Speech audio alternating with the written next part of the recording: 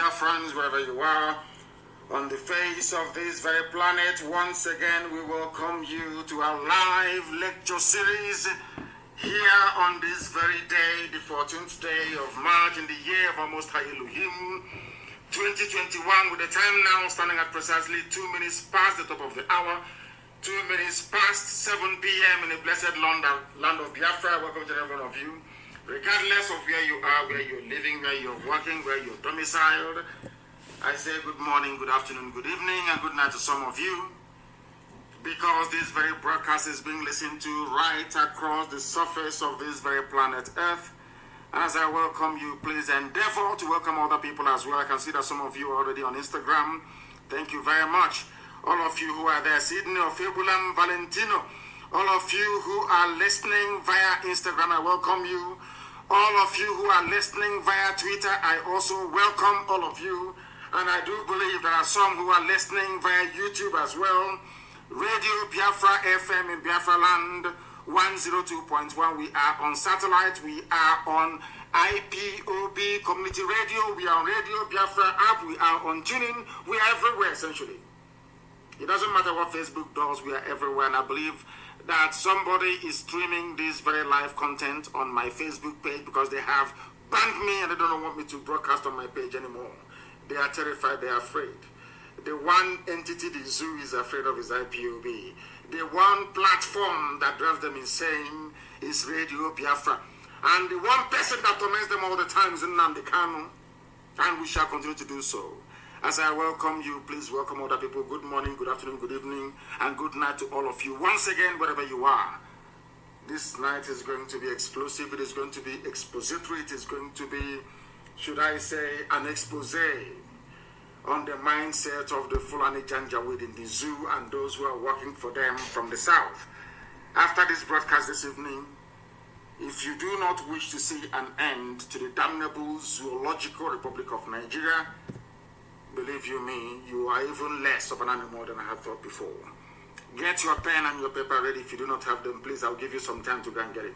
It's very, very important that you note everything we are about to divulge this very evening, morning, or night, depending on where you are. Because right now, even in Asorok, they are listening. Everywhere. Those who haven't gone deaf and dumb yet, they are listening. Even people are hiding under their wives' wrapper, behind their wives' wrapper, I should say, to listen to us. Some have not taken an excuse.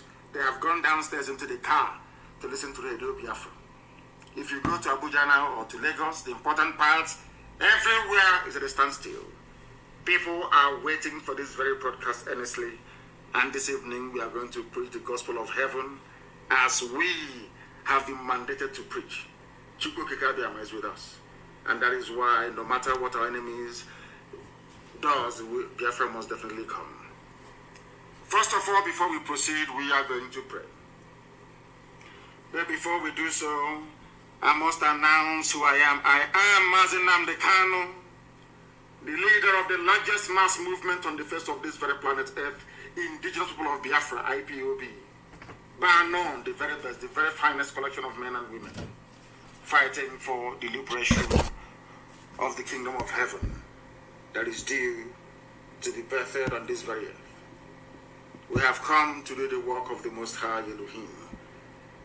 That is why, as always, this very glorious movement, this very IPOB is here to stay.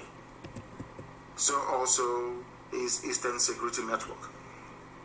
I lead IPOB. I am the director of Radio Biafra and Biafra Television. And by the very special grace of God Almighty in heaven, Elohim, Adonai El Shaddai, Chukwu Kikabiyama Prumi Hanine, a servant of the wonderful people of Biafra. As I said, I believe that by now you have your pen and your paper ready. You can listen to us via Twitter at Mazi Nnamdi Kanu.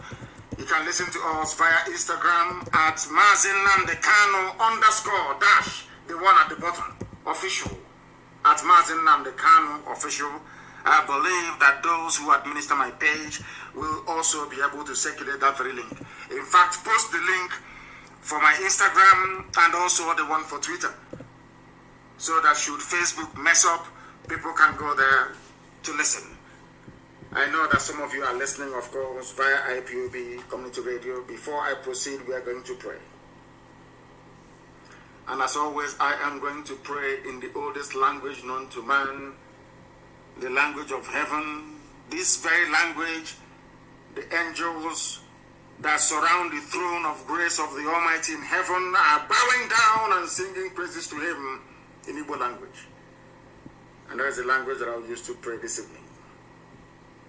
Ezi onye nwanyi na Chineke na de ngozi marumbe ebighị. Onye ike niile nọ n'ọbara aka onye ọbụ naanị ya na-achị. Ọ bụ naanị gị ka ihe niile ekere eke na-erubere isi. N'ihi na o nweghị ihe ọ bụla bụ ihe ikere eke eji ama atụ sị na ọ bụ ya jiri gị. N'ihi na ị karịrị ihe asị na ịbụ. Ọ bụ naanị gị bụ Chineke nna nke usu niile nke ndị agha. Ọ bụ naanị gị ka kpakpando anyanwụ ọnwa na-erubere isi nna nke ebere dị ngọzi. Inweghị mmalite, inweghị ụsọtụ. Mmadụ dị ndụ na-efe gị ofufe n'egbugbere ọnụ nna nke ebere dị ngọzi. Mana ịdị omimi wee karịa nghọta nke mmadụ dị ndụ nke gị onwe ikere. Ọ bụ ụzọ dị aṅa ka anyị ga-esi wee kelee gị. Ka ya bụ otuto nke anyị ga-abụrụ gị nna nke ebere dị ngọzi. Ka ị ka anyị ga-esi wee jaa gị mma. N'ihi na anyị enweghị onye ọzọ ewezuga gị. Anyị anaghị efe arụsị. O nweghị ihe ọ bụla nke nwa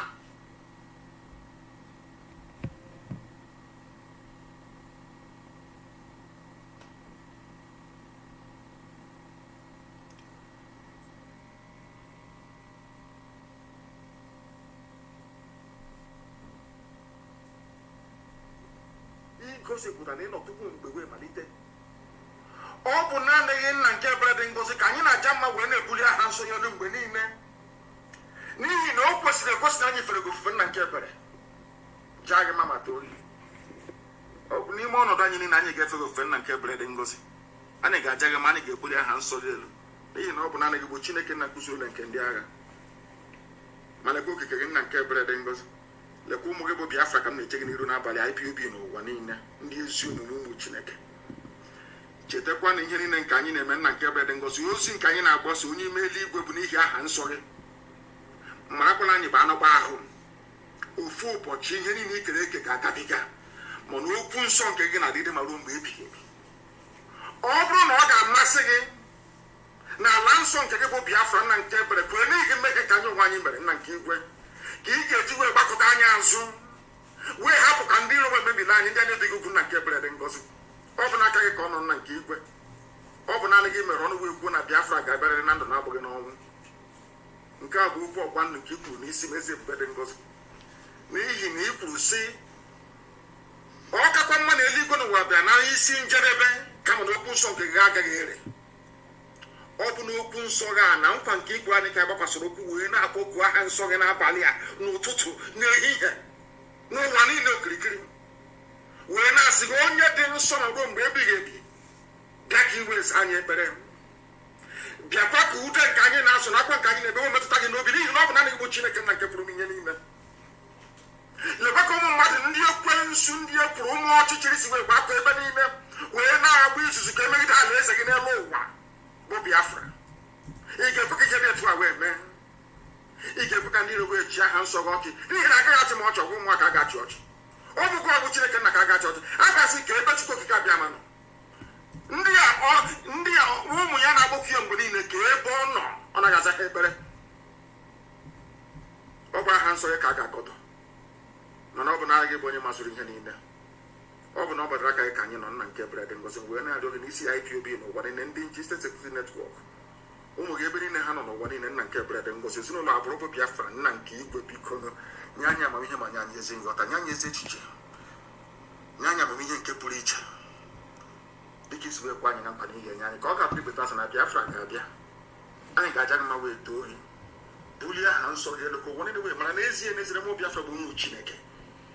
Ka ọ bụrụ na nke ga-abịa wee sị na ọ bụ Chineke nna nke pụrụ m ihe niile nyere ha Biafra na ọbụghị mmadụ dị ndụ. Anyị wee na-asị n'uto na asọpụrụ na eji ama ga adịrị sọsọ aha nsọ gị site n'ebe mmadụ na-ebu nke na adọghị ise. I prayed in the language of heaven. Asụsụ eluigwe, asụsụ ndị mmụọ ozi, ọbasi be n'igwe, My people in Akwa Ibom and Cross River, they say Abasi. My brethren in Ijoland, they say Tamuno.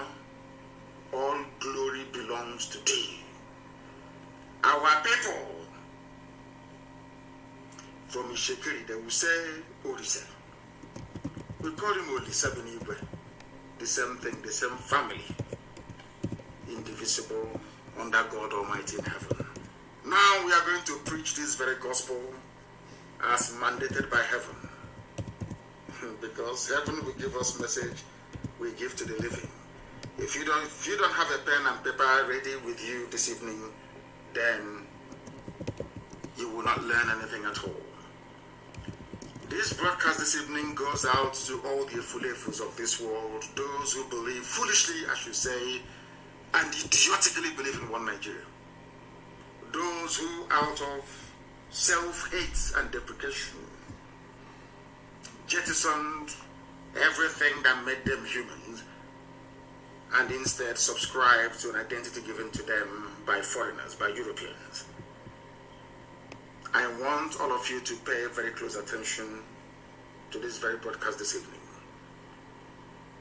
Omahi Wike, Obiano, Hopos Odemba, all these people, Ifulefus, I want you to pay attention to what I have to say.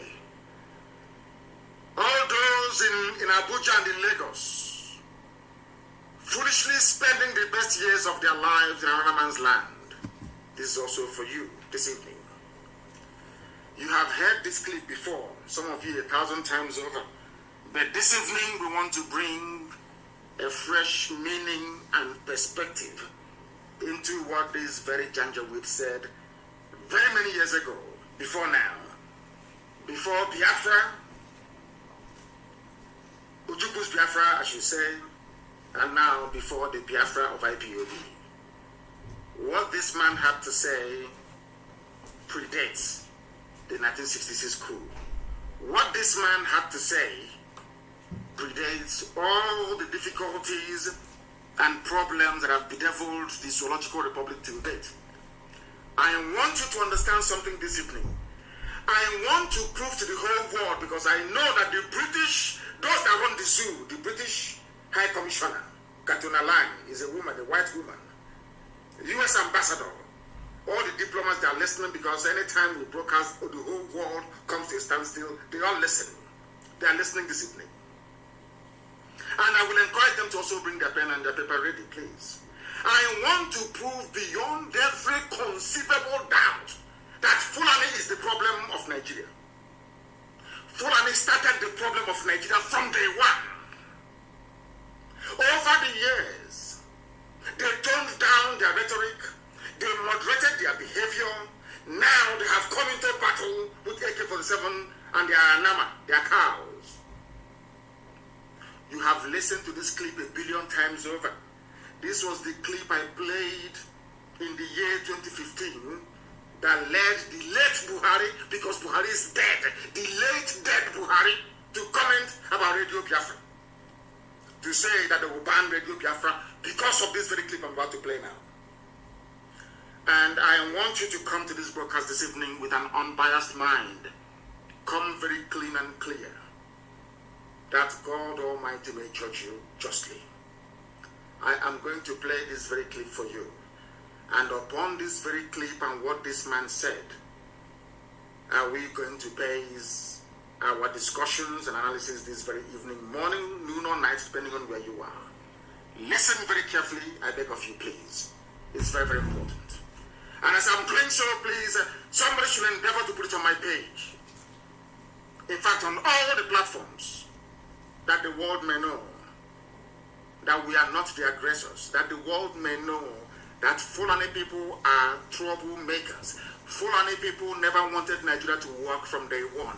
Fulani people, they are the pain that Nigeria is backward today is down to only one group of people, the Fulani tribe. When I say it now, I know that Kadra Mohammed will say this was what obtained in Rwanda in places and things happened. And they said it's pure rubbish. What we are presenting this evening are facts and figures. Please listen very carefully, especially Efulefus from Igbo land.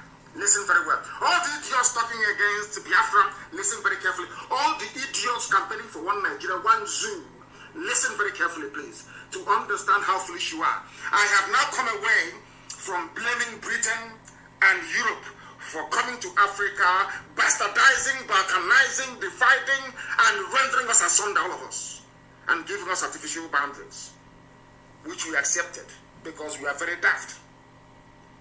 I want to bring the problem a closer home. I want to bring the issues closer to you this evening, especially for those of you who are in Nigeria, to understand the depth of your stupidity and your foolishness. I'm not insulting you. I'm only giving you facts that will guide you away from darkness into the light, which we are pointing you towards. Listen carefully, please. Major talks about killing your premier. Add on top of that the North's general hate of the East, and you can start to get the picture of the sort of tribal tension Nigeria was heading towards. One thing I've noticed, Premier, while I've been here, is that Northerners seem to have, what's called an obsession about the Igbos. Could you perhaps explain that to me? Well, the Igbos are more or less the type of people whose desire is mainly to dominate everybody. If they go to a village, to a town, they want to monopolize everything in that area. If you put them in a labor camp as a laborer, within a year they will try to emerge as headman of that camp, and so on. Well, in the past, our people were not alive to their responsibilities, because you can see from our northernization policy that in 1952, when I came here, there weren't 10 northerners in our civil service here. Well, I tried to have it northernized, and now all important posts are being held by northerners. Is this policy of filling all key posts in the north solely with northerners and not with other Nigerians a temporary or permanent one? In actual fact, what it is a northerner first. If you can't get a northerner, then we take an expatriate like yourself on contract. If we can't, then we can employ another Nigerian, but on contract too. This is going to be permanent, I should say, as far as I can foresee, because it would be rather dangerous to see the number of boys who are now turning from all our learning institutions, coming out with having no work to do. I'm sure whichever government of the day might be, it will feel rather embarrassed, and it might even lead to bloodshed. Doesn't this damage the idea, sir, of all people in all regions in Nigeria being fellow citizens of one country? Well, it might, but you are new to our region, but how many northerners are employed in the east or in the west? The answer is no. And if there may be 10 laborers employed only. I hope you have listened to, that is the voice of the man that Buhari was emulating when he came into office. Buhari was following the footsteps of this very man you've listened to now. He was the Sadwana of Sokoto, the leader of the Northern Nigeria People's Congress. He was the leader of the North. Anytime you have a Janjaweed say their founding fathers, they were referring to this very man. You just heard his voice now. He was interviewed, should I say, rather bizarrely, independently, so to speak, by a BBC journalist. I believe that was in the late 50s to early 60s. These are the people responsible, so we are told, for bringing the so-called, should I say, flag independence to Nigeria. Anytime you hear, be it the Senate President or anybody from the northern part of the zoo, talk about their founding fathers, they were talking about this man. And this man was asked a question by a white man. The interviewer is a white man working for the BBC. They asked this black man, this very baboon in the zoo, his name is Sir Ahmad Bello. He was knighted by the Queen of England, Queen Elizabeth. Understand this very clearly. That is why I said it is better for you to bring your pen and paper this evening. Even if you don't come to lectures again without a pen and paper, it's better for this evening you must have one. Very, very critical, please. This man, alongside Awolowo and Azikiwe, and to an extent, Tafawa Balewa, they were responsible, so to speak, for forging the new Nigeria that Britain had created. It was in 1960, after independence. And he was asked a simple question, a very simple question. Why do you hate Igbo people so much? These are Fulani people. I want Okesibaso, I want Hopu Zodema, I want all of them to, I want Wike, I want them to pay attention this evening. I want Ohanes and Church Opioso pay very particular attention, because what this man said in late 50s and early 1960s is still prevalent today in our lives. And I'm going to prove it to you this evening, one after the other. The man asked him, in other words, this is where I get upset with Katrina Lang and the so-called British mission in Nigeria.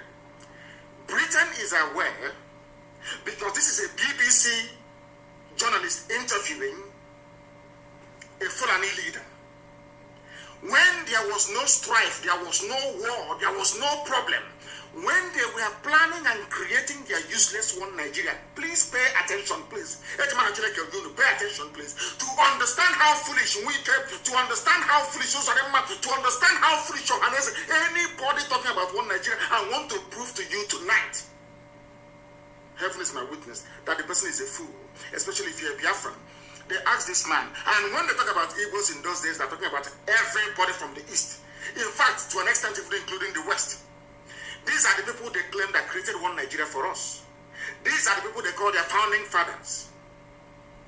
That is why after this broadcast this evening, I do not think that Nigeria can ever be the same again. They asked him, why do you hate the Igbos? At the time that this question was being asked, there was no Fulani headsman problem, no banditry, no insurgency. There was no problem. There was euphoria all over the world that the largest black nation had emerged. That they call Nigeria. And this is one of the leaders, one of the leading lights of that very period of history of Africa, so to speak. And what he started with was hatred for Biafrans. In other words, for a BBC journalist to ask Ahmadu Bello, why is it that Fulani people are obsessed with hatred for Igbo people? What I'm telling you that didn't happen yesterday. Please, I don't want you to, do not misquote me or misunderstand me. This happened many, many years ago as Nigeria was being formed. They asked him, why do you hate Igbo people so much? Not only that, the man asked him, why do you have an obsession? Is a type of madness. In other words, BBC of all people, BBC and by extension the British government knew from day one that Fulani had an obsession against Igbo people. That will kill them. That will. They knew it. Everybody knew it. But Azikiwe decided to keep quiet about it.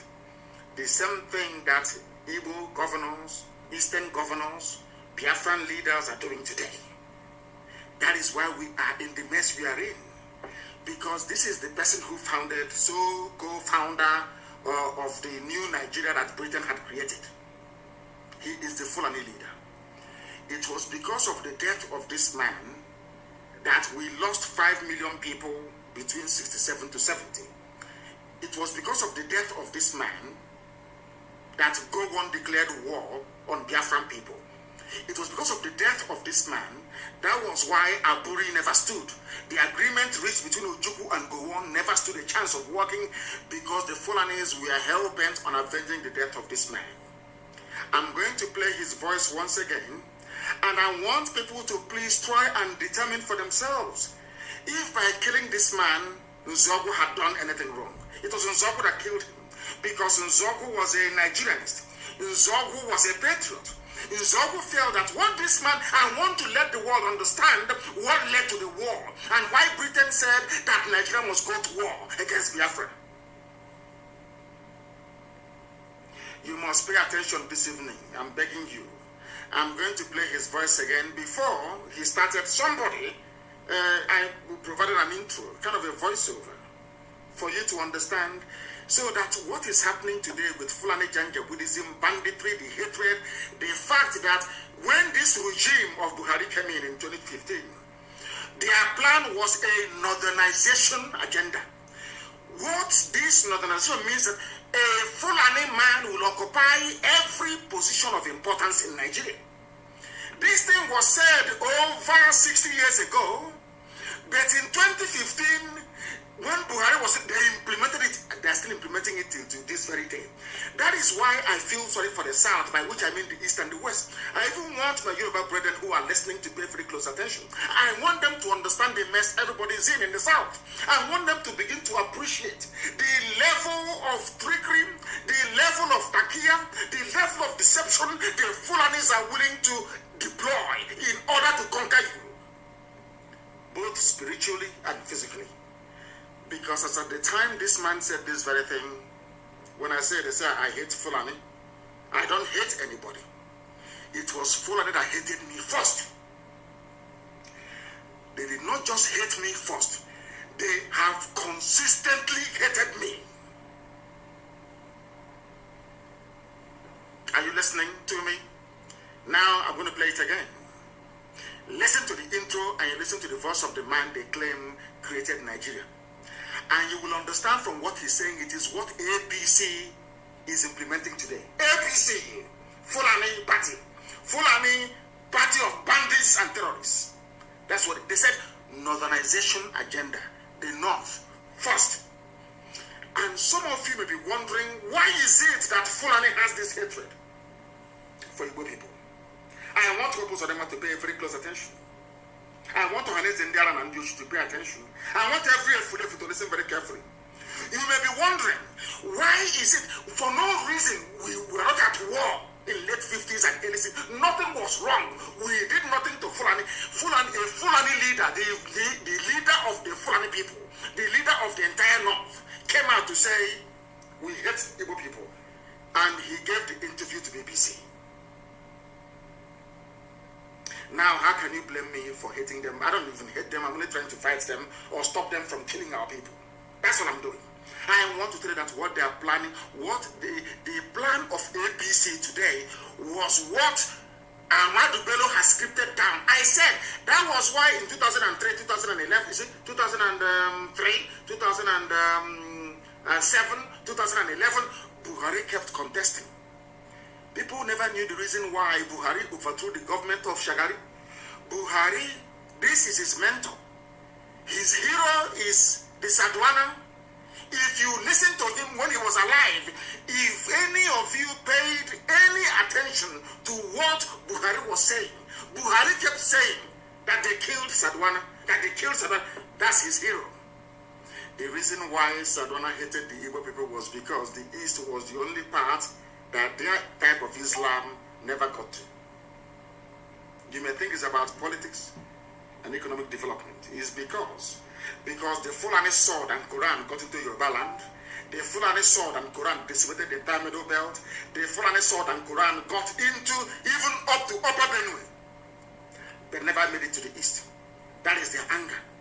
Till tomorrow morning. And they will never stop. I want Wike, I want Osodemba, I want all these idiots, I want to harness and to pay very close attention. The reason why they keep telling you every day, stay in one Nigeria, do what you can, is because they want to conquer you. It's their job, it's in their bone marrow, it's in their DNA. This is a man who is a nationalist. The most painful thing is that Britain knew about all these things, but they kept quiet. Britain never said anything. Britain kept quiet. I want to play it for you again. This is the leader of the Fulani people. I want to say that the hatred they're pouring out today, the reason why Buhari can form a government and there is no Igbo man in it, the reason why they can be doing all the nonsense they're doing, customs or not, EFCC not, is because it is a grand plan.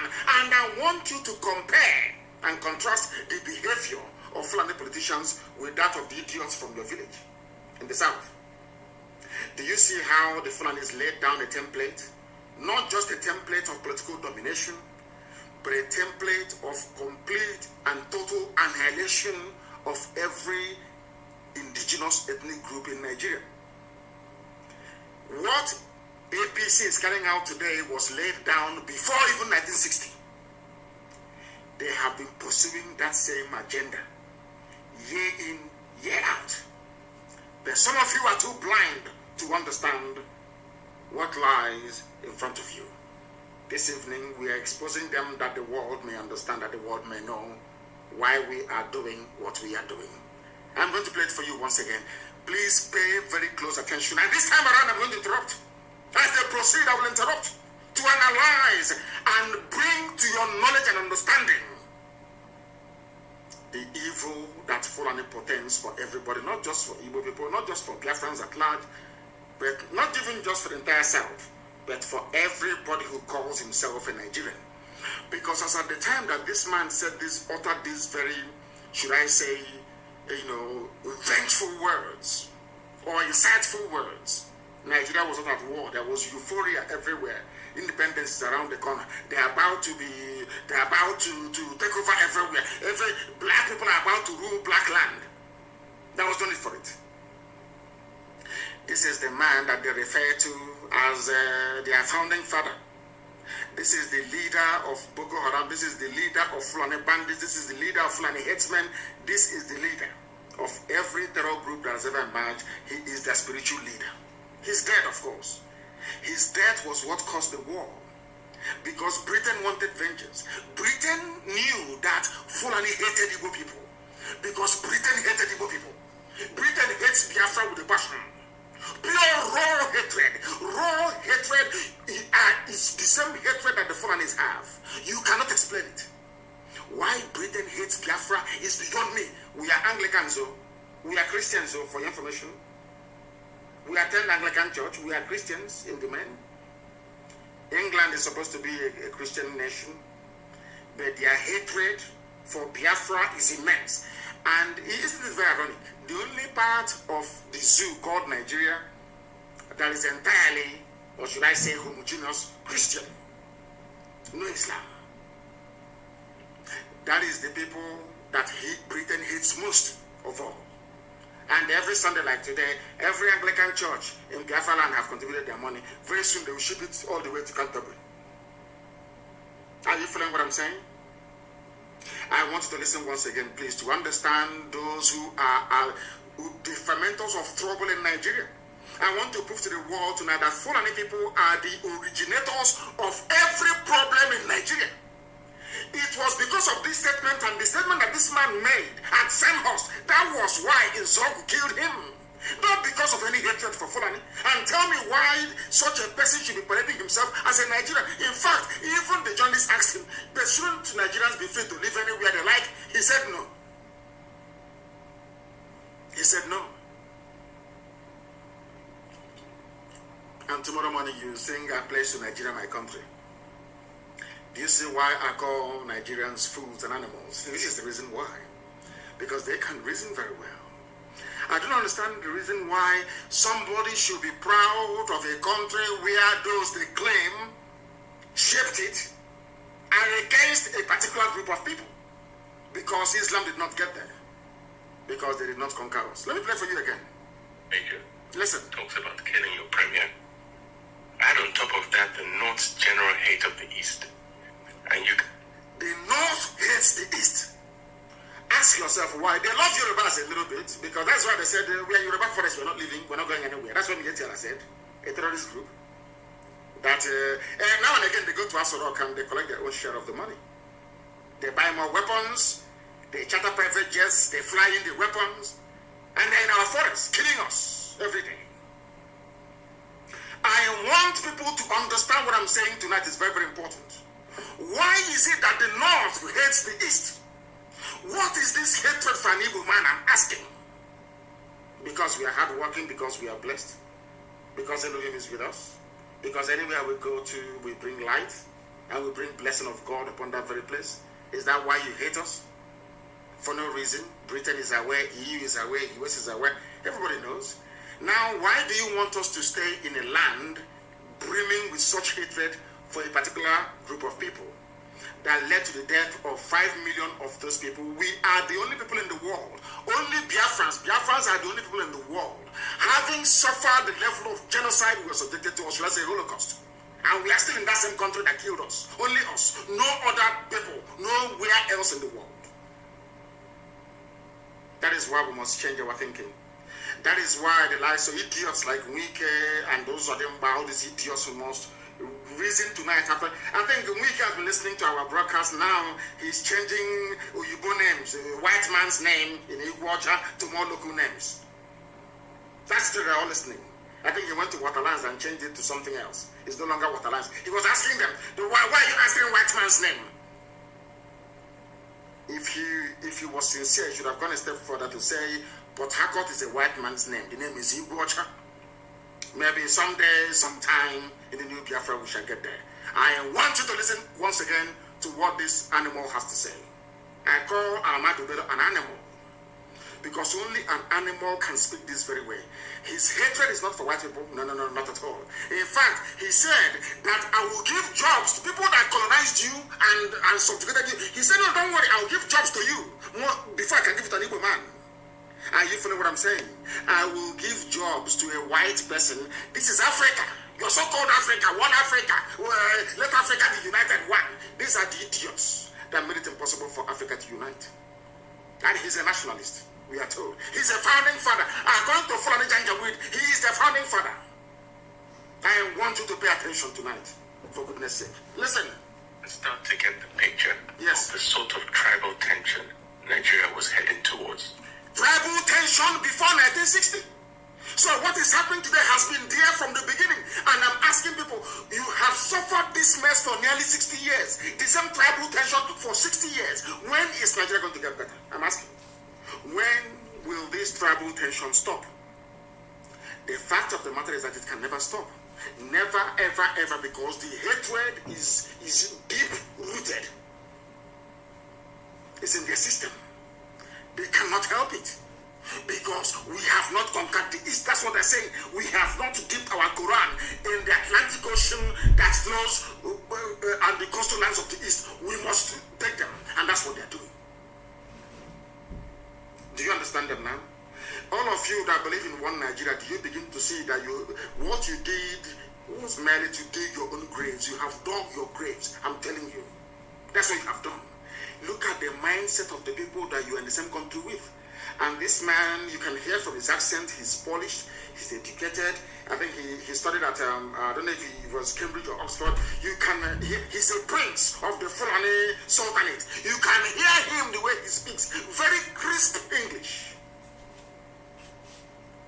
It was this man that made me to realize that mastery or command of English language does not confer upon you any, should I say, any intellect of any sort whatsoever. It doesn't.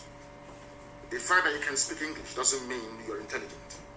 This was the man that made me to realize that very fact. Listen to him, please. This is the founding father, so to speak, of Nigeria. Fulani. I want to prove to the world that it was the Fulani. What is happening in Nigeria today is the cause of the Fulani. They are the problem that you have. Listen to him. One thing I've noticed, Premier, that is the voice of the British interviewer, BBC journalist, asking him. He's asking him, Premier, he was then the Premier of the North, asking him, Premier, one thing I have noticed is the obsession, the hatred, the raw hatred the Fulani have for Igbo people. Where is it coming from? A white man, BBC, they realized all the way from London that there are these two tribes you have, in a place called Nigeria that they themselves created. One hates the other and wants him dead. Yet you're talking about one Nigeria. I'm asking you, with this level of hatred, on what basis, therefore, are you campaigning or championing one Nigeria, especially if you're from the East? On what basis, I ask you? How? Please explain to me. On what basis? Let us hear the journalist and the question that he had to ask. Listen. Here is that Northerners seem to have, what's called an obsession about the Igbos. Northerners have an obsession about the Igbos till tomorrow morning. That is where we are told that Ahmed Lawan, now the president of their so-called Zoo Senate, went to Imo State and was saying everybody should come and join APC. This is their plan from the beginning to conquer us from the beginning. Conquest! But unfortunately, a typical Igbo idiot in Abuja or Lagos cannot seem to realize this. The handwriting is there on the wall. They cannot seem to realize what is going on. A white man all the way from Europe is asking a black baboon in Africa, why do you hate your fellow black man? The man said, I will give you a job as a white man. The same white man that we are struggling to become independent from. The same white man that killed us, put us in jail and everything. And that is the man, that is the hero of Fulani. Do you understand it now? Do you now see why the zoo must fall? Do you see why Nigeria cannot stand? Do you see why anybody championing one Nigeria is an absolute and total idiot? A fool beyond the fool. Do you now understand why we say so all the time? Listen, please. Could you perhaps explain that? Explain to us why you The Igbos are more or less the type of people whose desire is mainly to dominate everybody. In what way? I want to answer the Fulani Janjaweed. This was, I want you to understand. I want to also let you people know this evening or morning or night, depending on where you are, the reason why I said anybody calling himself a Niger Delta or South suffer from the same mentality, the same idiocy. Do you see where they got the nonsense from that Igbos are domineering? And in a short while, I will ask this man to tell us in what way, or should I say ways, are Igbos domineering?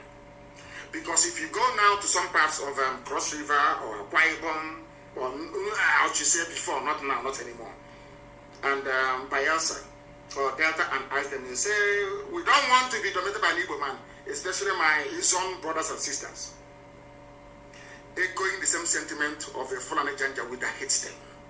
Because when this man was talking about the Igbo people, he was talking about everybody from the east, and sometimes from the west as well. Listen carefully. One Nigerian is, listen on, those that believe in one Nigeria, let's build a future. This is their template. It can never change because they are Janjaweed. They follow their leader, whatever their leader does, whatever. If the leader says to them, oh, go and kill people, they'll go and kill. This is Fulani Janjaweedism. This is the man that the late dead Buhari was following in the footsteps. Now listen, Igbos, they asked him, why do you hate Igbo people? He said, because they are domineering. The same thing they said about the Jews all over Europe. Just because they are successful, because God bless them. That is all, that nothing more. I hate Jews. Why? I don't know, but I hate them. Why do you hate them? They took over the banking system. Okay, because they are doing something that you cannot do. The same thing about Igbo people in the zoo called Nigeria. By Igbo, I mean the whole of Biafra in Nigeria. I want our people to pay attention tonight so that their brain can be cleansed properly. They asked him, a white man asked him, why do you hate Igbo people? Asking a Fulani man, I want Fulani to know that you brought the hate to me. You are the original haters of other people. You have no right to complain. You people are the original haters. You started the hatred before anybody else. Listen to what he has to say. Igbos are domineering. Now we want to find out how did Igbo people go to Sokoto and take over Sokoto? Is an Igbo man the Sultan of Sokoto? Is an Igbo man the Emir of Kanu? Is an Igbo man the Emir of Bantu? Please tell us, how did they dominate you? If they go to a village, to a town, they want to monopolize everything in that area. They want to monopolize everything. As I told you, these are congenital liars. Fulani are liars. They are liars and deceivers. And I feel sorry for some of you in the zoo. Some of you that allowed Fulani to deceive you. They can't deceive me. They can never deceive me. They asked the premier he's the premier, the political head of the North. He said, why do you hate Igbo people? They are domineering. How? Any village they go to, They want to dominate everything. Now I want to ask him, Igbos were everywhere in the north. Is an Igbo man an emir in the north from before his time till today? But he said they want to dominate. What he meant to say is that God blessed them because there is something about Biafran people that the Fulanis can see that incidentally the Fulafus cannot see in themselves.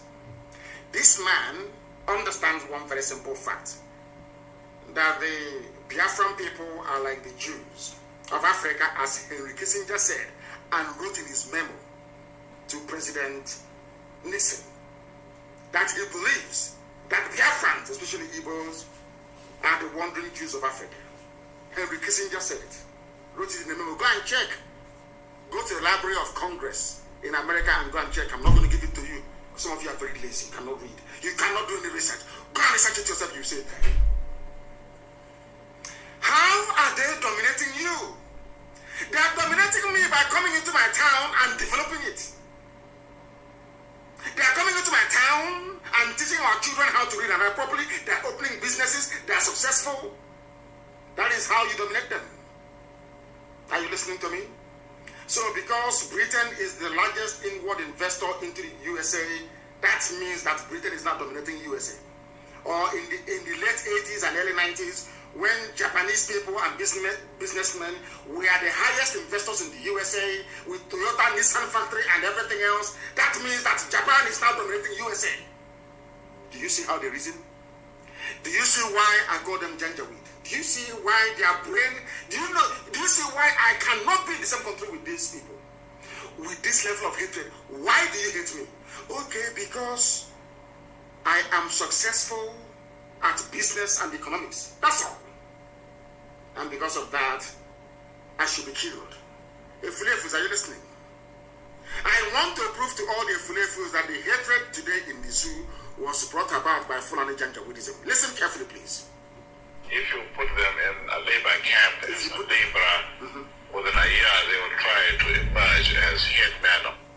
If you put them in a labor camp, if you take Igbo people in those days, Biafrans, I mean, anywhere they are, you put them in a labor camp, that's what he's saying, they will emerge as the headman. Why are they emerging? Is it not the same way that Joseph emerged in Egypt, in the house of Pharaoh, from nothing, to show that the blessing of God is upon these people? You cannot suppress. There's a saying where we come, I cannot get with someone. You see the moon, your hand cannot cover it. It's blessing. It is called blessing. It is not domination. It's blessing from God. And that blessing is for the whole of Africa. Not just even for Nigeria, for the whole of Africa. The blessing that Biafra brings to the table is for the whole of the black world, wherever you have any black person residing. You cannot stop it. Nobody can stop it.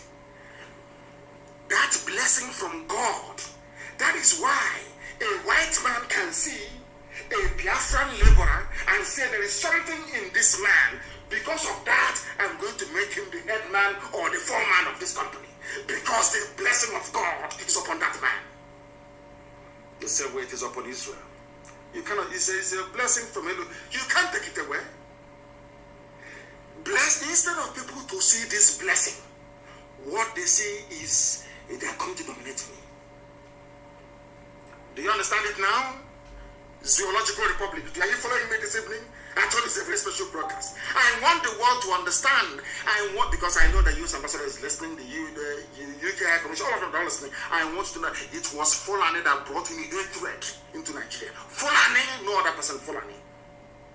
This is their master speaking. This is their progenitor speaking. Over 60 years ago. And all those things he said over 60 years ago are still prevalent today in the damnable Zoological Republic of Nigeria. Why do you hate them? They dominate. How are they dominating? If you put them in a labor camp, because at the time that this man was referring to, all the labor camps, all the factories were run by white people, by the British. And regardless of what you may say about them, those people, they know how to be even-handed. If you're hardworking, they'll promote you. These British people saw the blessing upon these people from the East. Children of light saw them.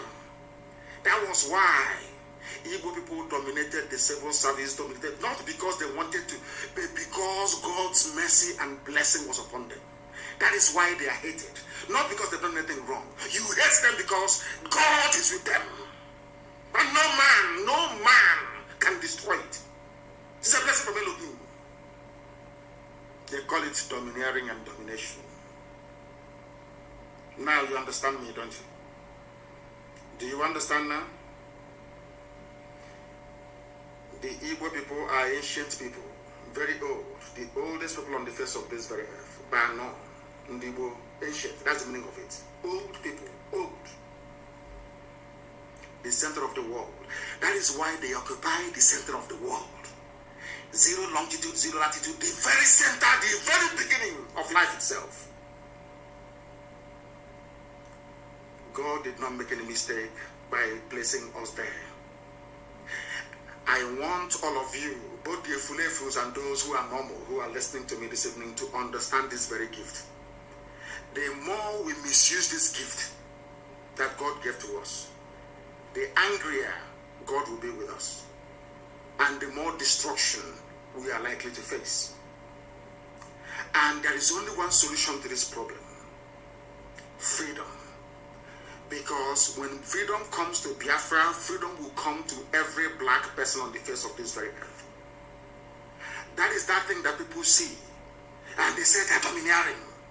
They are this, they are that. It's a blessing from God Almighty in heaven. Let us listen to Fulani Janjaweed. Why do you hate an Igbo man? If you place him in a labor, did you place an Igbo man in a labor camp? The time that we are referring to, it was the British who were in charge. It was the same white people that were picking Igbo people and making them foreman and headman, because the grace of Elohim is upon them. When you see them, the light of God is shining. That is why they give their children names like Ike Chubu, Chibueze, Nabisi. All of these names venerating Chinyere, gifts from God, Onyinyechi. Now you understand it, don't you? When we answer all these names, we wear it on our forehead, but we don't know what it means. We answer Tamono, we answer Obase, we answer Abase. It's on our forehead. We answer Olisa. We are so much loved by Elohim that even the name of God we answer. Why shouldn't God's grace be upon us? Do you see why Biafra cannot be destroyed by any mortal? Is indestructible. No matter how angry God is with us, He remembers His promise. He remembers the purpose for which Biafra was created. And that promise must come to pass, because the word of God said, instead of my spoken word not to happen, heaven and earth will come to pass. Upon that very authority do we stand to proclaim that Biafra must come.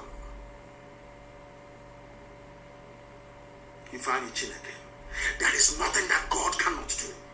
But to the ordinary person living in the flesh, to a mere mortal with a temporal mindset, you cannot understand it. It's only those of us in the spirit that can see it. You have to be able to discern what is happening, to be able to understand what Biafra means. Some people are running about shouting, Biafra, Biafra, they don't know the meaning. They have no idea what Biafra means. You people is an example of the fulfillment of God's promise upon the lives of men. In other words, Biafra is beyond politics. Biafra is beyond what man can understand. Now you know why we answer Umu Chineke, the children of God in heaven, unashamedly. Why do you hate Igbo people? He said they are domineering. How did they dominate you? Because anywhere they go to, the grace of God is upon them.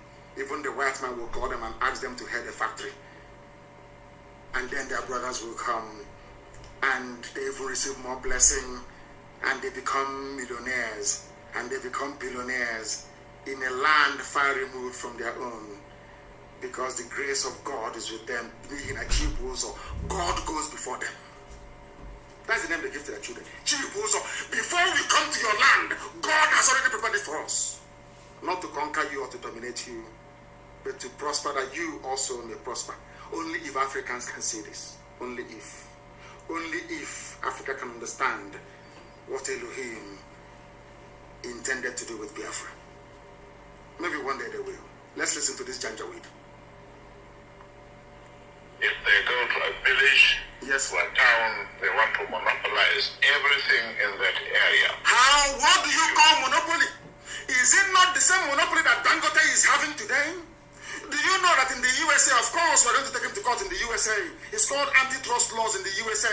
If you run any monopoly anywhere in the world, you will go to prison in the US for 25 years. No monopoly is allowed in the US. If you go, I think there was a report that came out a few days ago, making it very clear that Dangote is running a monopoly. The same people accusing us of monopolizing everything, they are the ones that have monopolized pasta. They monopolize Indomie. They monopolize salt. They monopolize sugar. They monopolize cement. And now, finally, they have monopolized petrol as well. Because only Dangote refinery will be working. I want people to reason, especially those that went to school from the south. I want to put your mind to this. They talk about monopoly. To tell you that Fulani came with a game plan. In order to conquer, they are like Lucifer, Satan, who will point to darkness. In order to conquer the light that is from the east. Biafran people. They turned everything on its head. They closed all the refineries that were working, and they now gave license to a Fulani man, only one man to refine petrol. They took away cement license from everybody, including Ibeto from the east. They gave it to Dangote. Only him can import cement. Only him sugar. Only him salt. Only him pasta. Only him Indomie, whatever you call it. Noodles. The same thing they are accusing other people of. And sometimes people shouldn't despair. When you have other tribes joining them, saying, Igbo man did this, Biafra this, Biafra that, don't blame them. The devil, anybody who rises up to castigate Biafra, is a child of Lucifer, a child of Satan, and can never make heaven. I said it many years ago, a few years ago. Anybody against Biafra cannot make heaven. If you listen to this broadcast tonight, you will understand the reason why. We answer Chibuzo. God goes before us to prepare a way for us. And then we come. And the grace and the blessing will be coming out in abundance. You won't understand it. It is not our own making. It is Elohim. We are his children. He must bless us. We can annoy him all we like, do all the things that we do. He will punish us, no doubt. But in the end, that blessing is there. It cannot go away. Because anytime God gives his blessing, he doesn't take it back. He's not man. Janjaweed, why do you hate Igbo people? Because they want to dominate. They are successful and God is with them. That's all. That was the reason why they killed 5 million people. And today, we are still talking about Biafra. Because Biafra is the promise of the Most High in heaven. Listen. Put them in a labor camp. Yes. A laborer. Within a year, they will try to emerge as headman of that camp. They are not trying to emerge. So on. Well, God is with them. in the past, our people were not alive for their responsibilities. In the past, the Fulani did not realize how to stop the Igbo man. Fulani did not realize how to stop Biafra. But now, we have realized it. That is what they said over 60 years ago. That is what they are still doing today. You must pay attention, please. Because you can see from our northernization policy that in 1952, when they now have a northernization policy. I'm going to, this thing is talking about happened in the late 50s, even before independence. Listen carefully. In the late 50s, before independence, that same thing is happening today. In a short one, I will show you. It is called a Fulanization agenda, more like.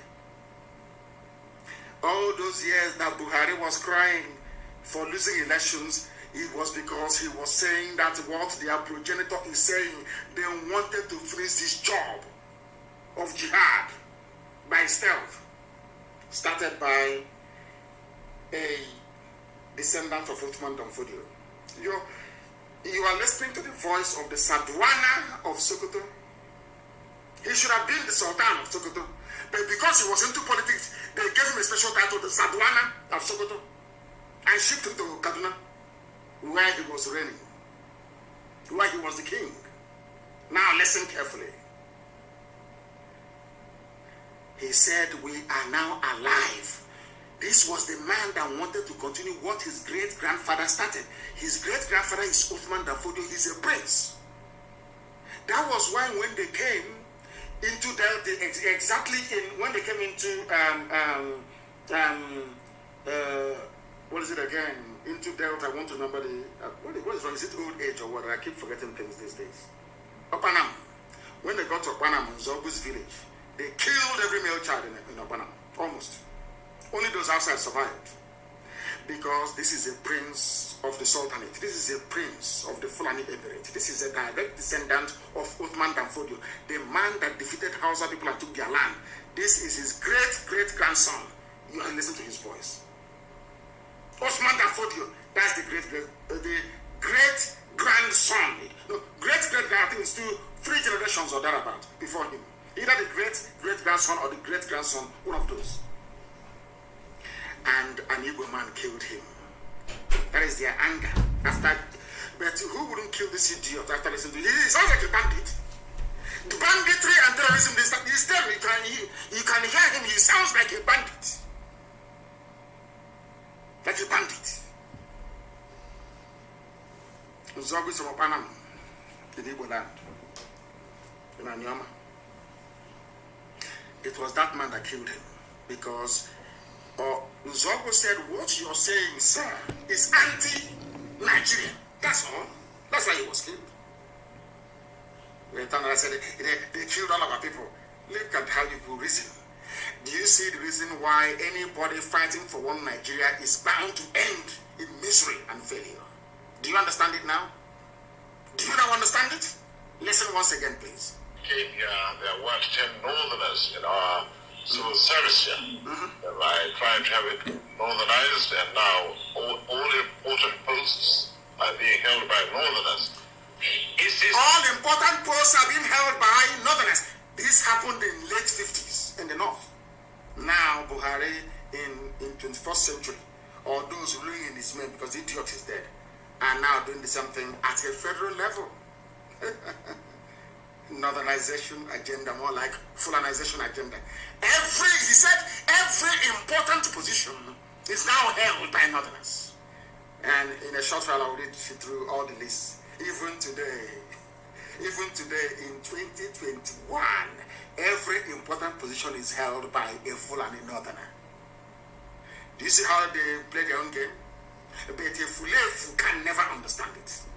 An ordinary Fulefu can never understand it. Let's listen. Policy of filling all key posts in the north solely with northerners and not with other Nigerians, a temporary or permanent one. In actual fact, what it is a northerner first. Northerner first. If you can't get a northerner, then If you cannot get a northerner, we hire a white man like yourself. He's about to say, if we cannot get a northerner, we hire a white, not a fellow black man, not a fellow African, not Africa, let's unite. When I hear people saying Africa, let's unite, you see I laugh at them. This is supposed to be a pan-Africanist. This is meant to be a man that fought for independence for his so-called country. He's meant to transcend tribe and religion. But here he's saying it is going to be a permanent feature. Permanent. Northerner first. And today it is happening. And I want to prove it to you that it's happening today.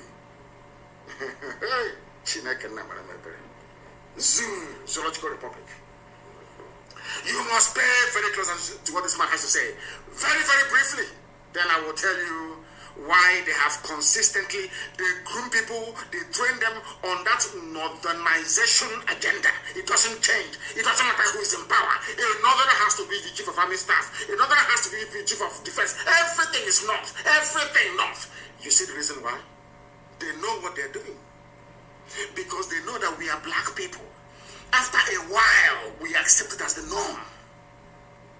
It can no longer offend our senses anymore. Did you see it? Do you see that it didn't start today? This northerner first, this northernization, Fulanization started all the way in the 1950s, over 60 years ago. 60 years ago, over 60 years ago, it started. Give a Fulef 1 bag of rice and 2 teaspoons of sugar. He will sell his entire village. Ask Fulani to come and occupy it. Do you see why ESN has come? We are the first and the last line of defense against this rabid Fulanization agenda. Listen to him one more time, then I'll give you the proof. Could you perhaps explain that to me? Well, the Igbos are more or less the type of people whose desire is mainly to dominate everybody. If they go to a village, to a town, they want to monopolize everything in that area. If you put them in a labor camp as a laborer, within a year they will try to emerge as headmen of that camp, and so on. Well, in the past, our people were not alive to their responsibilities, because you can see from our northernization policy that in 1952, when I came here, there weren't 10 northerners in our civil service here. Then I tried to have it northernized, and now all important posts are being held by northerners.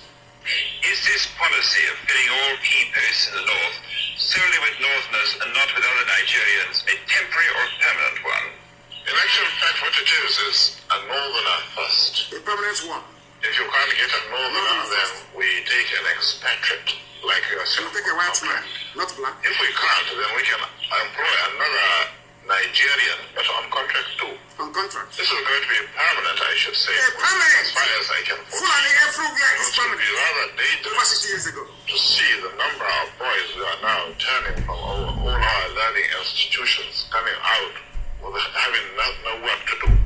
I'm sure whichever government of the day might be, it will feel rather embarrassed, and it might even lead to blood. It might lead to bloodshed. It's something that's happening today. That's one thing he got right. That unemployment in the north will lead to bloodshed, which is where you have Boko Haram, Fulani Janjaweedism, Yetiala, you have Fulani headsmen, you have ISIS in West Africa, you have bandits everywhere. Is it not happening now? Everything, I give him credit, everything this man said is happening today.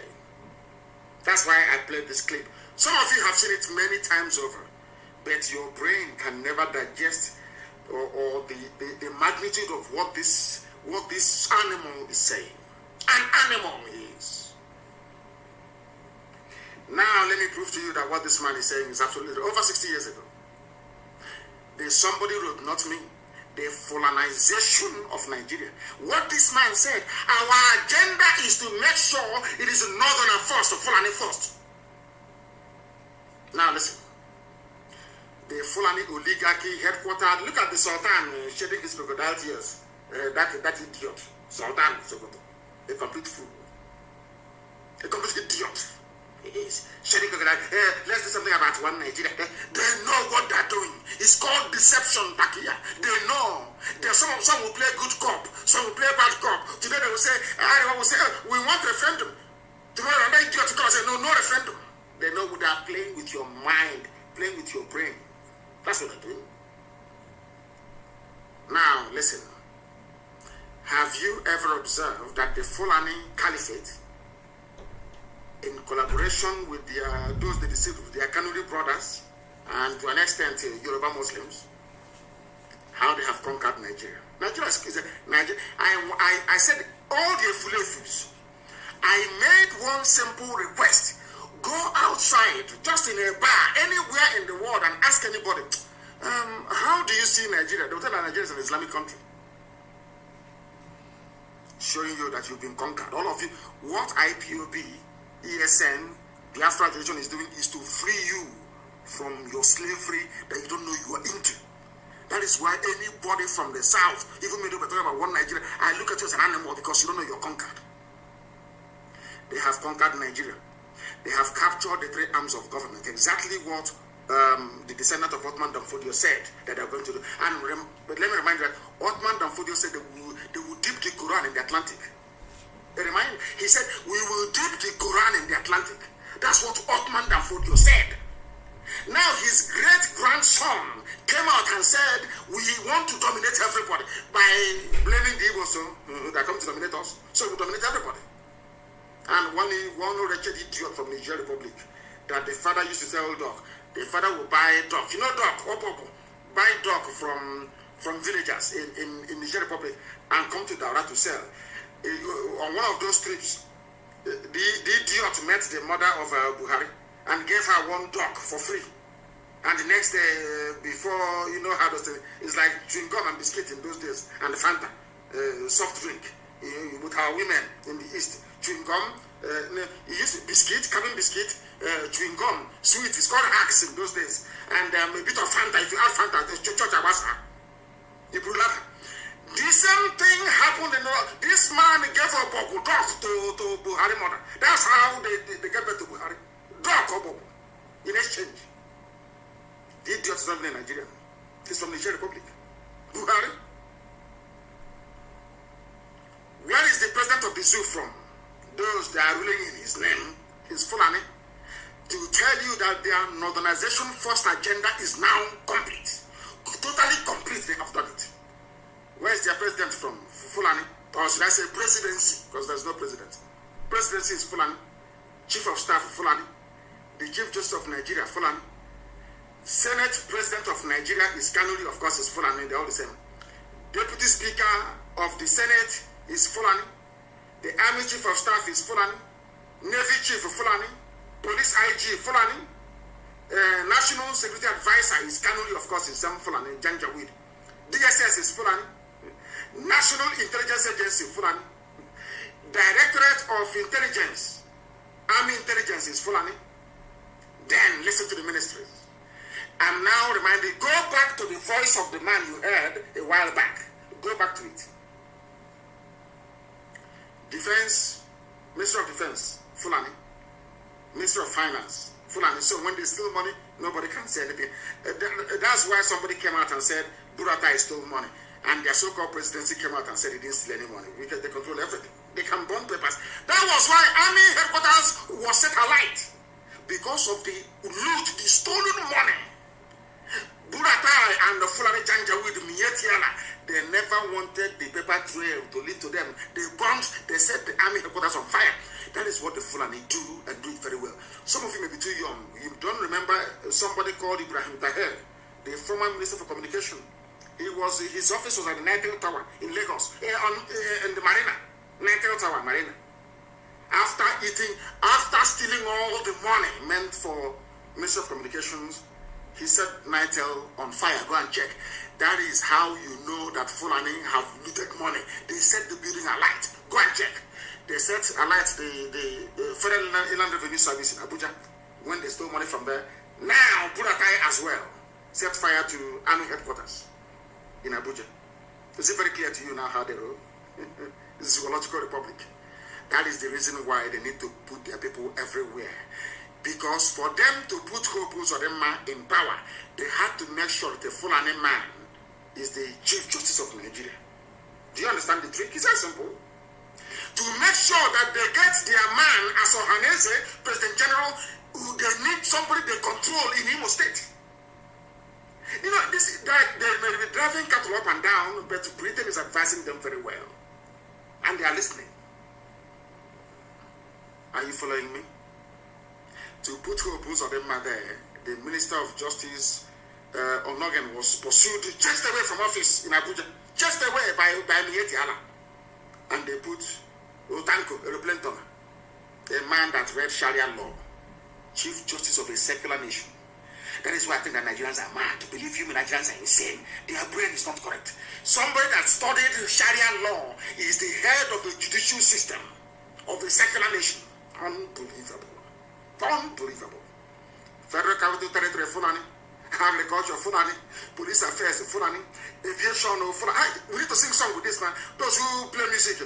Aviation, Fulani. Communication, Fulani. Power, Fulani. Water resources, Fulani. Humanity. Everything is Fulani. All the 19 northern governors are Fulani except Benue, Plateau, Taraba, and Kogi. Every northern, apart from 4, the rest are all Fulani. And they are visitors, they are migrants, they are not indigenous to the place.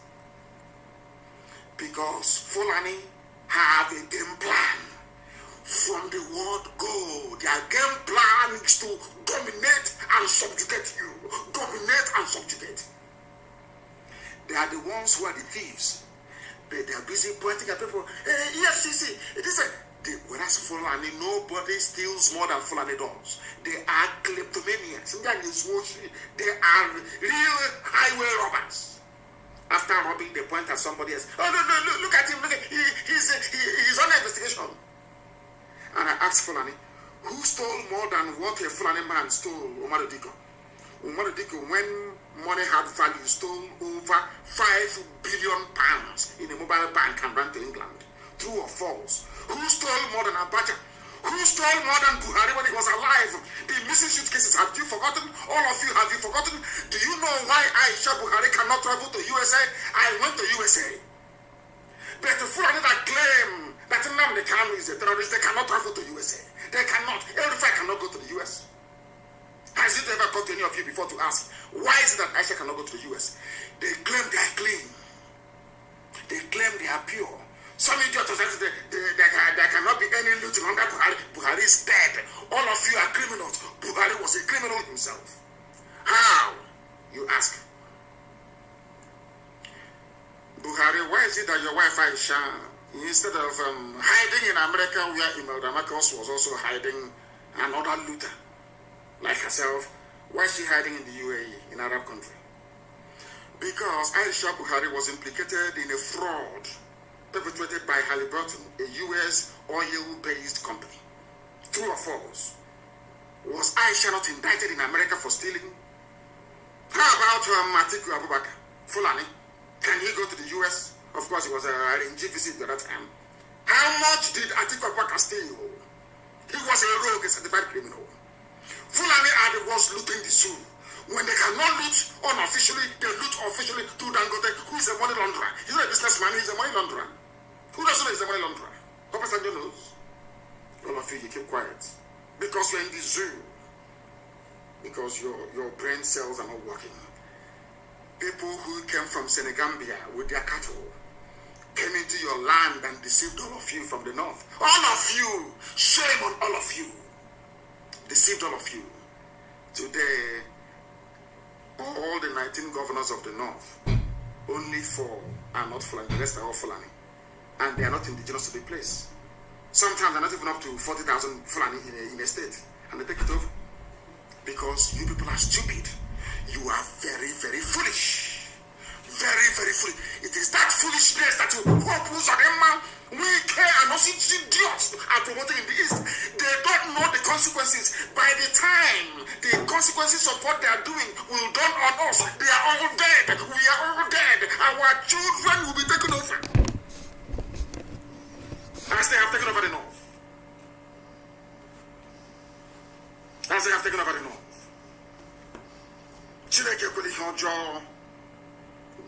Lord God, have mercy on these people. Now, I have not finished. I have given you the parastatals, I've given you the ministries. Now let me give you the key agencies headed by the Fulani Northernization Agenda, Fulani First Agenda, started by Sadon of Sokoto, Amadou Bello. The one they named the university after in Zaria, Amadou Bello. That was the reason why Nzogu killed him. Nzogu didn't kill him because he hated the Fulani, no. Nzogu killed him because he knew that the man was a reprobate. He knew the man was an evil man. How many agencies are headed by Fulani? Remember, Fulani has taken over the presidency, all the armed forces. They've taken over the rulership of all the governors in the north. By 4 only. Now, let me tell you the agencies headed by the Fulani. They have taken over everything. So even when they steal money, you can no longer know now. Because Fulani will steal from customs and tell Fulani in EFCC to burn the file. The file will be burnt. EFCC, the Economic Crime Commission, whatever office is called, Fulani. NFIU, Fulani. Customs, Fulani. Immigration, Fulani. Prisons, Fulani. Civil Defense, Fulani. NMPC, that's their private property. That's their private Fulani Janjaweed is their position, NMPC. Nobody dares to come close. And some idiots are saying we are Niger Delta. We are from South. In this maybe mad lunatics. In the Greek, in the Ara. NMPC, Fulani. BTDF, whatever that means, Fulani. DPR, Fulani. BPRA, Fulani. Petroleum Trust, every fund of Fulani, Post Authority of Fulani, NIMASA, Fulani, NDIC, Fulani, SEC, Fulani, NICOM, Fulani, FMBN, Fulani, FHA, Fulani, NHIS, Fulani, NP. The list is endless. And you are one Nigeria. Some of you, after graduation, you start looking for work. They have said that anywhere they put you into, one day you will emerge as the head. So you can read all the degrees you like in the zoo. Once you're a Nigerian, you can never get a job if you're from the East. They've said it now. That is why all of you answer to illiterates in Abuja, in the ministries. Now you understand, don't you? All the parastatals, they've taken over. The Sovereign Wealth Fund of Nigeria, which is the investment arm of Nigeria, where all the money goes to. Do you know who is controlling it? The daughter of another late president of Nigeria called Abakari. The daughter is controlling the Sovereign Wealth Fund of Nigeria. Sovereign wealth. So when they invest in things like Microsoft, in blue chip companies like Dell or Apple or whatever, it is the Janjaweed, the daughter of Abakari, who is in charge. Like you're just shouting about Nigeria. Let's move our country forward. Mad lunatics, all of you are. Your brain cells are not complete. Abakari's daughter, Sovereign Wealth Fund, they are holding the zoo. All of you are just animals in it. Go and read the animal farm. Some animals are more equal than others. Fulani are more equal than you because their game plan was well laid out from the beginning. Well marshaled. If you talk, they bring terrorists against you. They unleash their bandits. When that doesn't work, they bring Mietiala with their cattle. You can never win. And they're in a hurry. They only have 2 more years. They're in a hurry. And by the time they're done with you, also the pain is that those of them are, now listen to me, the Hausa people that are allowed Fulani to conquer them, they're all dead. Now their children are the ones suffering. No more Hausa kings, all you have are Fulani emirs. That's how these things are. Dear me, Elohim, all glory and honor belongs to thee. That is the reason why the Fulani came to Imo State. They tried to take over Imo State. And is now, he promised them, grab the opportunity to be at the center of Nigeria's politics by joining APC. And then your land is gone forever. And then to join APC, you must give land for cattle ranching, for Ruga, all the rest of it. And our land will be gone. Hey, that is what Fulani told their Igbo slaves. All of you are there watching Kurokoro naked eye from number 4 to number 1. And some of you call him governor. Some of you call him a governor. Because you know nothing. Because you're all cowards. I thank Elohim for IPOB. I thank Elohim for ESN. And how God sent unknown gunmen, I don't know, but I'm praying for them every day. They are saints. We have elevated them to sainthood. Unknown gunmen, they are saints to us. They are angels that we are seeing. We cannot see them anywhere. In fact, they're like angels. You cannot see them. You can't see them. Unknown gunmen, you can't see them. We don't know who they are, but they're doing the work of God. Unknown gunmen, as they did to them today in Akwa Ibom. We don't know who they are, but we are praying for them.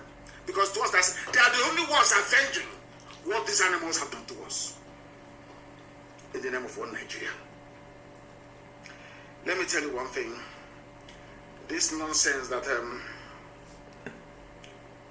the police IG said about establishing more police posts. It's like churches in the zoo. The more churches you build, the more, should I say, immoral the society becomes, or amoral, whichever one it is. The more police stations you build, the more lawlessness you will have. There is no substitute in life for jobs. Go and create jobs. You dim-witted idiots running the zoo. Not police station, not how many vigilantes you have. Not how many AK-47 are in the society. What guarantees security from time immemorial? Just jobs. People should be engaged. And I don't mind it's the devil's workshop. Something that informs the economics of people who are progressive.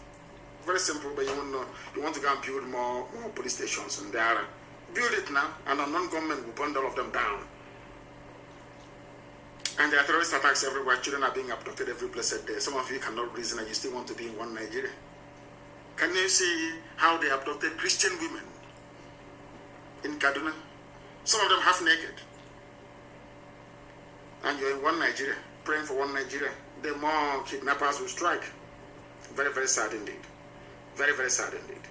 And on that note, before we bring today's program to a close very shortly, because I intended it to be very, very short, I have a lot of things to talk about, but I want to make it very short. Let me also remind some of you fools like Hope Uzodinma, the Janjaweed administrator of Imo State, Supreme Court appointed. He said, we hijacked ESN from them. Iberibe warrior. I will read something that somebody wrote. I think who wrote this very brilliant piece? It was one of our good writers. Well, how come his name is not here now? Oh dear. I would have given him credit for this. I didn't write it. Somebody else wrote. In response to what Uzodinma said, he said, everywhere you go, it is Nnamdi Kanu hijacked this and that. Let me add that one day BBC IGBO, they will accuse me and say I have hijacked BBC IGBO as well. Those idiots that work for the colonial masters. They said Uzodinma said Eastern governors, I hijacked ESN from them when they never got together to form any security outfit anywhere. Umahi was saying only 5-6 days ago that the thought of East-wide security network is dead. That's what they said. And let me remind you, Uzodinma, Eastern security network is everywhere across the entire East. In Akwa Ibom, in Cross River, in Bayelsa, we have ESN everywhere. It's not an Igbo affair.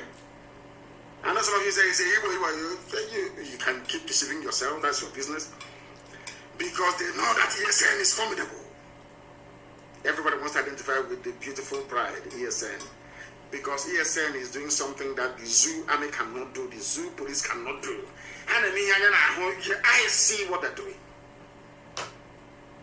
Dedicated men and women, costing us a fortune, and rightfully so. Do you wonder where we get the money to support ESN from? Do you know where we get the money from? You don't know. Have we ever come to you before for money to support ESN? That's what's driving them mad. That these people they said can never be united. They don't love themselves. The same people behind IPOB, the same people behind ESN, funding it every day. You know, they are shocked. We have not come to them to beg them to give us money to fund ESN. Talking rubbish all the time. The other is on drugs. Or maybe that he forgot his boxer shorts in a hotel somewhere in the north. So he's talking like an idiot. You don't keep him soothing here. Or he's talking rubbish. And so because he's like a woman, and I think I left that right and center. Idiot wearing pampers talking rubbish. Don't you wear pampers? Your fellow men destroyed you in hotels in the north. Because you want to be governed. It's like me. That idiot. May him have mercy upon you. Fool. Do you know how we came up with the name Eastern Security Network? My happiness is that very shortly the West will adopt the same name and also the Middle Belt. Because we are very, very formidable. Next time, you will not only forget your boxer shorts, you will forget your red cap there as well. In the hotel room. Where your fellow man is razzling you because you want to be governor. Look at how useless you are. Look at how useless you are. Look at how useless you are, an idiot like you. From 419 to Governor's Lodge. Shamelessly, you were a thief in Lagos. Obtaining by tricks, lying and sending emails. So why would you lie against ESN and IPOB and against me? Yeah? Why would you lie? After stealing you are a criminal. Hope Uzodinma, can you travel to the US? You are a rogue, you're a thief. Everyone knows you as a 419er. From there to Governor's Lodge. And you will lie and do anything to become governor. You went to the north, they useless to you, gave you red cap, you came back, you're talking rubbish. Do you walk on a straight line? You don't know, we know the telltale signs of those of you who have been to the north and be useless. From one Haruna to one Abubakar, from Abubakar to Umar, useless to you all over the place. Think we don't know. You're not idiot like you. But was Rika said I took Radio Biafra from him. Every idiot I took something from the bagger. Even the file carrier said I took his file. I don't know who, it's not Elochukwu that wrote this. Somebody wrote this. I want to give him credit. I cannot remember anymore. Maybe in the next 2 days. Every blessed day, you took this from me. You hijacked our fund. You hijacked it. I'm no longer hearing about the first fund, though. That one is gone. It's one idiot now said, they said 2.4 billion from the UK. Anyway, that's the same where we come from, you know when you see a very pretty girl, as my wife is, and my mother before her. If you don't know what to tell her, you say, go and bath. That's what they're doing. They are shocked that we are disciplined and formidable. Because I am doing the work I was born to do. To set the children of God free. That's what I'm doing. I have not come to this world to be a millionaire, to be a billionaire, to impress anybody, to ride big cars, to live in. That's rubbish. That's people belong to very wretched poor people. Not for us. I was born into opulence. If you don't know, let me tell you. So money doesn't move us. That is why every dime contributed goes towards IPOB, sustenance of IPOB, the movement, Biafra, and the Security Network. That's what we do. If you don't know. Look at the idiots saying we hijacked it. Do you know, as you know, as when they invite you to come to Sokoto, you know what you're going for. You start sweating. Even in air condition, you're sweating because you know what they're going to do to you that night. You know that you are finished that very night. They would not be taking a pillow. Okay, buddy. Oh my God in hell. Hope. Oh dear me. Every idiot. You hijacked this from us.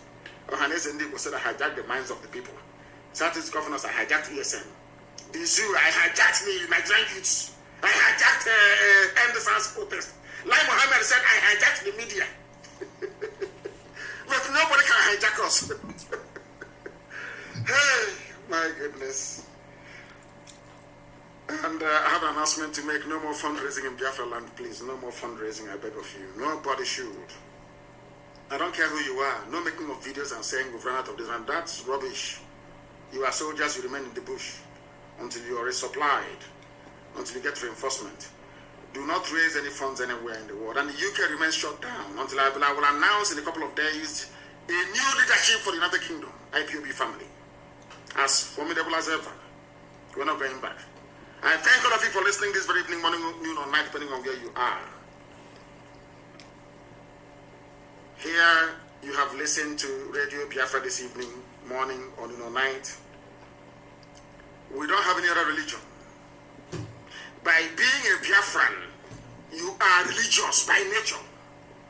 That is why our religion is Biafra. And here on Radio Biafra is where we worship, because Elohim is our God, Almighty in heaven.